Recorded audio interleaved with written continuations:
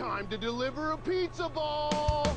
Place 11 ounces of ground beef into a food processor, follow it up with 5 ounces of pepperoni, and finally, some of the optional ingredient, black olives. I probably added about 3 ounces by weight. Since the pepperoni is already pretty salty, I'm only going to add a small pinch of salt, maybe a quarter teaspoon, as well as some garlic powder to keep in the theme with, pizza. Maybe another quarter teaspoon worth. Process this on low for about 2 to 3 minutes. This might seem like a long time, but I'm trying to emulsify the water from the beef and olives with the fat from the beef and the pepperoni. It will give it a sausage texture. And here's a pro tip for figuring out your seasoning with raw meat. Cook a little bit of it and eat it. That's it. My salinity was on point and this is already delicious. Feel free to stuff these pizza meatballs with whatever you want, but I'm going to use some low moisture mozzarella. If you use fresh mozzarella, just know that your end product will be a bit wet, but likely still delicious. I wasn't sure how many pizza balls this would actually make, so I just cut a bunch. I was able to get 7, but you should be able to make about 8 if you perfectly measure out 2-ounce balls. Grab a small bowl of water to wet your hands to make handling your meat a bit easier. Simply get a wad of your meat, roll it out, flatten it, add some cheese, and then close it up. Feel free to roll it around a little to get even more perfect balls. Repeat this process until they're all done. Place them into an oven at 325 degrees Fahrenheit for 19 to 22 minutes, or until they are lightly brown, or if you've got some cheese bustage. The bustage is fine. That just means you get to taste the cheese twice. Make sense? Good. I want to get a cross section to see the fruits of our labor, and yeah, melty and super juicy. And the flavor is fantastic. If you're into dipping things in the marinara, these would be a great option to dip in. But honestly, you're not missing anything if you eat them by themselves. And look at that, you've got a nice moisturizer that will drive all the ladies crazy. And if you're interested in supporting the channel, the best way to do so is going to CarnivoreCompanion.com. You can use the code CarnivorousChef. You can use the code CarnivorousChef to save 15% off at checkout. There, we sell seasonings with no BS ingredients in them whatsoever, just salt and spices. You can use the code CarnivorousChef to save 15% off your next order. All right, this one is Carnivore French Onion Meatballs. France-inspired. It's a rich, cheesy, and beefy take on French onion soup without the onions. And since this is a French take on something, I went ahead and did my mise en place, which is ground beef, 1 egg, a half cup of shredded Parmesan, 3/4 teaspoon of salt, and a 1/4 teaspoon of black pepper in here. It did say 1 teaspoon of salt and a half teaspoon of optional black pepper. Since I am a human and know how to cook, I already know that a half teaspoon of black pepper is already way too much. And I dropped a 1/4 teaspoon of salt from its measurements because I know the Parmesan's already going to be pretty salty. 1 cup of beef broth, 2 tablespoons of unsalted butter, 1/4 cup of heavy cream, and a half cup of shredded Swiss cheese. So, if you already have your ingredients ready, let's go ahead and get started. So, step 1, mix ground beef, egg, Parmesan, salt, and pepper. So, I guess I'll just mix until I get bored of mixing.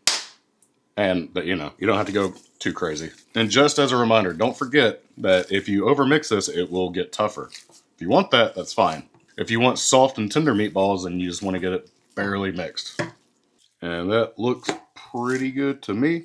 So after it's mixed, it says to roll into meatballs. It does not give me a weight for the meatballs. It doesn't give me a size. It just says roll into meatballs. So I'm just going to do 2-ounce meatballs. That's usually what I go with, 1.5 to 2 ounce. And I think I've shown you how to do this about 400 times over the past year or so.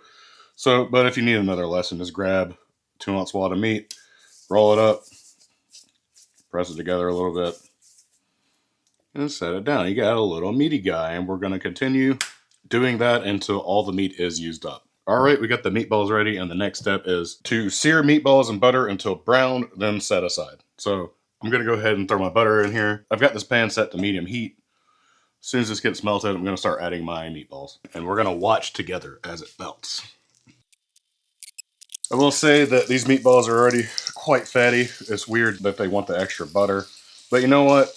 I'm not going to complain about it. I bet this is going to be pretty tasty when it's done. Oh, I got 9 meatballs. I miscounted. Oh, I forgot about the weight of the eggs and the Parmesan. Once they're released from the pan, you go ahead and start flipping them.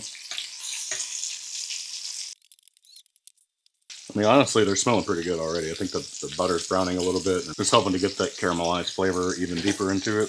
Plus, you got the brown bits that are caramelized from the beef. All right, I think these are good and seared enough. Remove these from the pan and set aside. They're still very raw in the middle, but we will be returning them to the pan soon.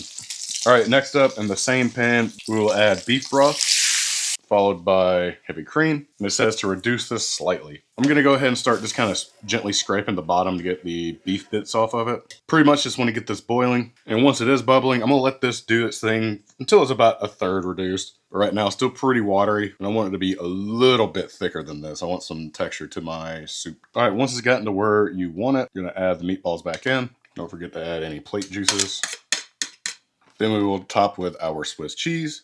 And it says to cover and let it melt, but again, I'm a human. I want this to like look and taste even better than that. I'm going to throw this into the oven at 400 degrees Fahrenheit until, number one, the meatballs are cooked all the way through, and number two, the cheese is actually like bubbly and brown, so that it looks like this. It went for about 10 minutes in total, with the last 2 minutes being on broil, just so I can get this cheese kind of even more melted. It's super hot right now. I highly recommend letting this sit for 5 to 10 minutes before you even begin to think about eating this. I'm gonna do that. I'm gonna set a 5-minute timer, and when I come back, we're going to give it a taste finally. I added some parsley just for color. Need a pretty picture like always. Start with the meatball. It is cooked all the way through. Smells nice. It's still so hot. Rich and beefy. Let's try this steaming hot soup. Again, rich and beefy. I feel like the soup is actually even more beefy than the meatball, which is kind of crazy. I will say there is a thick layer of butter on top from where it did not tell me to remove the butter from the pan. That's fine, it's just a little extra fat, but if you're conscious of that and you don't want all that extra fat, just take the butter out of the pan before you add your broth and your heavy cream. But I will say this, overall, this is actually a pretty solid dish. I've done something similar to this where I was doing ground beef bowls, and I did a French onion ground beef bowl. This is kind of on par, but there's definitely no onion flavor whatsoever. If you want to add some like onion powder, or if you eat onions and you want to add caramelized onions to this, it would make it just that much better. But honestly, this is just a solid beef meatball soup. So I discovered something at Marco's Pizza. Apparently, so did 613 of you as well. How about we make this just a little more carnivore friendly? To start, we need to do some prep. You can absolutely skip this green nonsense if you want, but I personally really like the flavor of parsley that it adds to dishes like this. You'll want about 3 tablespoons of it chopped up finely. Next, we're going to need some Parmesan, but in 2 different forms. First, let's grate about 4 ounces of this extra pungent Parmesan I found at the store. The only reason why I say grate is so that it'll melt easier later when we go to make our Alfredo sauce. The grater side is the scariest side in my opinion. Not many people seem to use it, and it has the sharpest edges. Just mysterious and dangerous, kind of like Marco's Pizza. Now let's take 2 ounces of Parmesan and shred it on the smallest holes of a box grater. This will be for the meatballs. Finally, to finish out the cheeses, let's grate about 1 pound of low moisture mozzarella on the largest holes of the same grater. I've never seen a box grater being used as much as this one has. Alright, it's time for the main event. Grab 1 pound of mild Italian sausage and remove it from the casing. You can always squeeze it out, but that's pretty unsettling. Or you can do what I did and slice the casing to remove it, which is also quite unsettling. Do this for all of them and get them into a mixing bowl. For the balls, we're going to do a 50-50 mix of Italian sausage and ground beef. Add in your beef along with 2 eggs, your shredded Parmesan, about half your parsley, some black pepper, and about a 1/4 teaspoon of salt to get the ground beef into Flavor Town. For the most fun part of this whole process, take your grimy yet obviously sanitized mitts and combine this well. This took me about 4 minutes to finish. You don't have to do this, but I put my bowl of meat on a scale and portioned out 2-ounce meatballs. Here's what 2 ounces looks like with my hand for scale. Repeat the step until your meat has been used up. Place your balls into a pan that's been set over medium-high heat. Cook these for about 2 minutes to get a crust and then flip using a spoon. Once another 2 minutes has been up, place the entire pan into an oven that's been set to 375 degrees Fahrenheit for 10 minutes.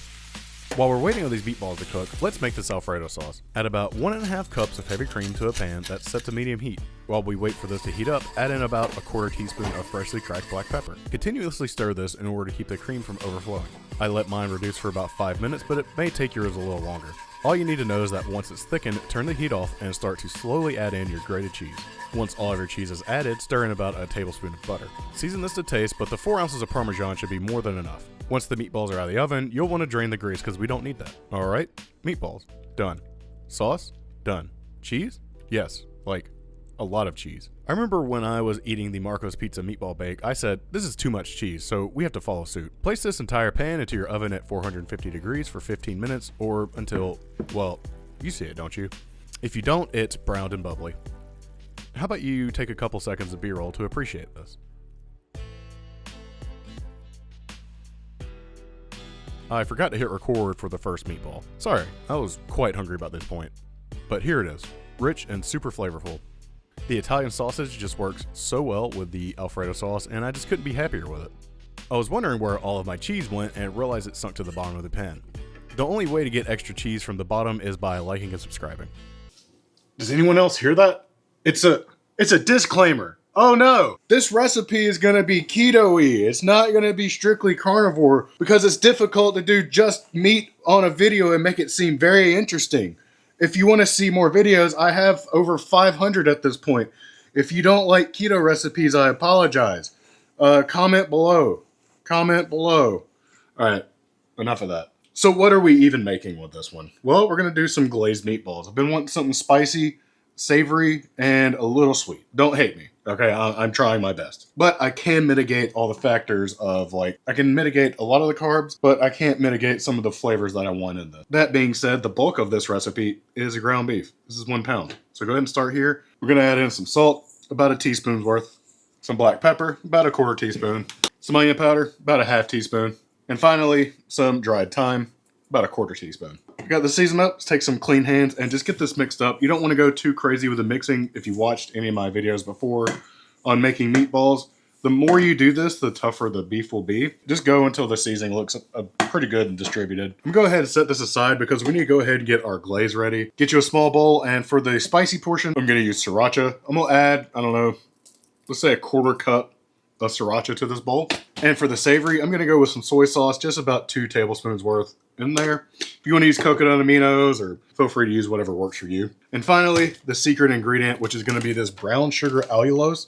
It's probably the best sugar substitute I've tasted. Also really like that it says vegan right here. We're going to add about a 1/4 cup of that as well to this, and then just get that mixed up. Should look a bit like this. Should taste savory, sweet, spicy, and a little bit bitter since I'm using the brown sugar version. We can set this aside and we can go ahead and start making the meatballs. And I like to use a nice little cookie scoop to make this easier. Just take a scoop, get it out, roll it around, make sure it's pressed together well. Put it on your plate and repeat. All right, you should be left with about 700,000 meatballs. Let's go ahead and get these seared up in a pan that's set to medium heat. Just add your balls and let them start to sear on one side. And once you can get them off the pan and release them, it's time to flip them. Really shouldn't take too long, maybe about a minute to get to that point. And you should have a nice brown sear on them already. Just go ahead and get all those flipped. And make sure you're using an oven-safe pan as well. That's an important part of this. Let these go for about another minute or so, and then we can kind of scooch them all together, and then we can put all of our glaze on the top. We're going to turn the heat off. Go ahead and just start spooning your glaze over each meatball. And once they're all covered, I'm going to throw this into an oven at 350 degrees Fahrenheit for about 10 to 12 minutes, or until the meatballs have a nice shiny glaze on top of them. The meatball should also be pretty firm to the touch. And yeah, these are still super hot. My finger's on fire right now. Not sure why I touched it. I'm going to let these rest for about 5 minutes. And while I did that, I went ahead and put my sauce back over the heat so I can get a little thicker. Just add a little extra to the top of it. And this is what we're left with. Just some nicely seasoned meatballs with a good glaze on top of it. They smell fantastic, but let's not stall any longer. Let's give them a little. So if you've ever had the crock-pot meatballs where you add the jelly and the ketchup and all this other just random trash into it, and it actually tastes great, then you'll probably like this. It's obviously not going to be anywhere near that sweet or like hyper palatable. However, the little addition of the allulose, the little spiciness from the sriracha, a little flavor from the soy sauce, and all the seasonings and the herb we use in the beef itself, they complement each other so well. But no matter what you do, I think you'll enjoy it.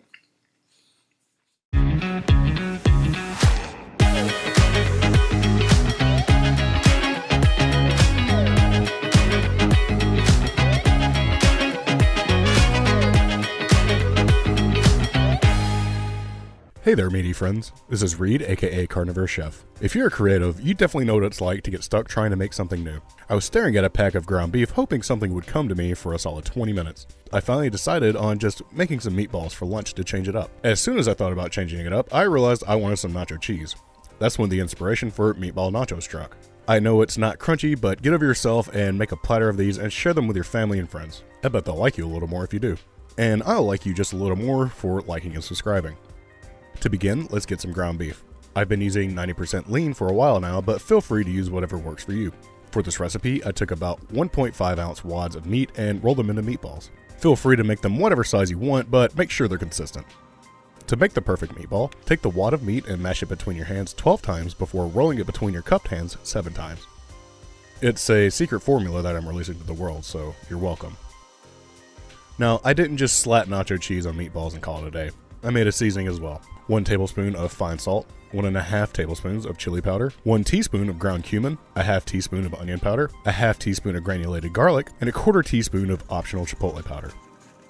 Give this spicy mix a little taste. Sprinkle one side of your balls generously with your seasoning before bringing it over to a pan to start to cook. Place a pan over medium-high heat and place each ball, seasoning side down. Season them again and let them cook for about 2 minutes. The theme of these meatballs is flip and season, flip and season, flip and season, flip and season, flip and season. You should really only need to flip and season these 2 to 3 times before transferring them to a serving dish. I'm using this tiny sheet pan. Just make sure they're close together so we can add a little cheese later to help make them cohesive. Throw these into an oven at 350 degrees Fahrenheit for about 10 minutes to let it cook through. While we wait on that, let's make a nacho cheese sauce. I've definitely made this before on the channel, so here's a quick rundown. Quarter cup of heavy cream, 2 teaspoons of pickled jalapeno juice, a half teaspoon of our seasoning, and 7 slices of trash cheese. Throw this all over a double boiler and warm through until a sauce is formed. Keep the pot over low heat while we head back over and give our fully cooked balls some attention. If you have a lot of accumulated fat or water from your meatballs from cooking, feel free to drain and discard or maybe even add to your nacho cheese. Sprinkle a little cheddar and just a touch more seasoning over these and throw them under a broiler for about 4 minutes just to lightly brown the cheese. It's finally time to top these puppies. Honestly, feel free to top them with whatever you want. I went with nacho cheese, salsa, and a little green onion, but these are really good by themselves. Maybe dipped in sour cream or even guacamole if you're someone that enjoys that kind of thing. This first bite is for the Patreon community. Thank all of you, and I love you. You know, there's an easier way to do this, like using pork rinds, but I'm trying to back off from the pork rinds. They'll be back, but I'm just trying to back off.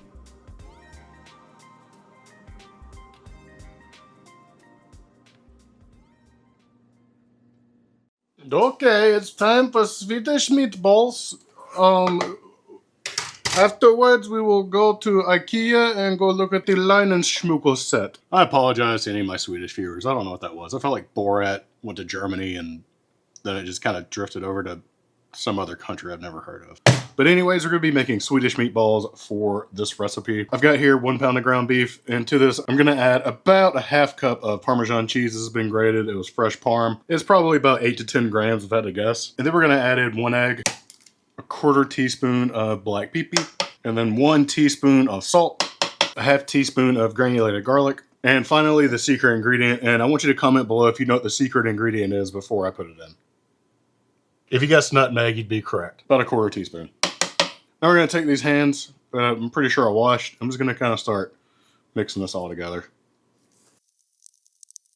All right, now that we got that all mixed together, you can go wash our hands and we can start making some meatballs. I'm going to use my nice little cookie scoop. I'm just going to take a scoop, pop it into my hand, roll it about, and whoop-bam! You got a nice little meatball. Then we're going to gently place it there, and I'm going to get those done so you don't have to watch me painstakingly roll balls of meat in between my hand, but I will roll the plate into the next part of the recipe, which is going to be to start cooking these things. I've got my pan set over medium heat. I'm just going to start adding my meatballs in one at a time until they're all in there. So all I'm going to do is let these sear on one side for just about a minute, maybe 2 at the most, and then I'm just going to start flipping them. It should look about like that. And after you flip them, what you should be smelling, it should remind you of the Swedish countryside. Just a green, nice, beautiful landscape filled with potentially cows or Swedish people. Once they are seared on both sides, I'm gonna go ahead and get these out and put them back on my plate. It's okay, we're gonna be cooking these even more. They're not done yet. And after they're out, you should notice that you have a good bit of fond and a little bit of fat left in your pan. So we wanna get all this fond up, and the first thing I'm gonna do is add in 2 cups of beef stock. And I'm going to get my spatula and just start scraping the bottom to get all those little bits up. And after scraping the bottom of the pan, I wanted to get it up to a simmer. And now it's there. I'm going to add in about a half cup of sour cream, a half a teaspoon of mustard, and roughly 2 teaspoons of Worcestershire sauce. Get all that combined together. I'm just going to keep reducing this until it has thickened slightly. And I think I'm going to add in a little bit more nutmeg to this. It's already in the meatballs, but I do like the flavor of it quite a bit. All right, I'm going to let this reduce for maybe 3 minutes or so, just until it coats the spoon nicely. I'm going to add my meatballs back in because it is coating a spoon very nicely. Carefully add those back in. You don't want to splash a bunch of hot liquid all over you, do you? I mean, if you want to do that, you can, but you do that under your own choices. We're going to let these just kind of swim in this sauce for 4 minutes at the most, maybe 3 minutes. And I will be reducing my heat to medium-low. I'm just going to let that go. We'll be back as soon as they are done. And this is what they're looking like. I'd say they look pretty damn good to me. I'm going to get this plated up real quick, and then we'll give it a taste. All right, Swedish meatballs, taking you all the way back to IKEA again. Yeah, we're talking about that again. I will be using my authentic Swedish eating utensils, known as the chopsticks, and let's give this a taste. They always stand out to me because the nutmeg in it is just so different than what my palate's used to, but it just works so well. In the context of the black pepper, the nutmeg, and the Worcestershire sauce, with the beefiness of everything, it's just so well-rounded, and I really wish I had some lingonberry jam, because apparently that's what you're supposed to eat with it, but I don't have that, which is fine. Because this is still really good.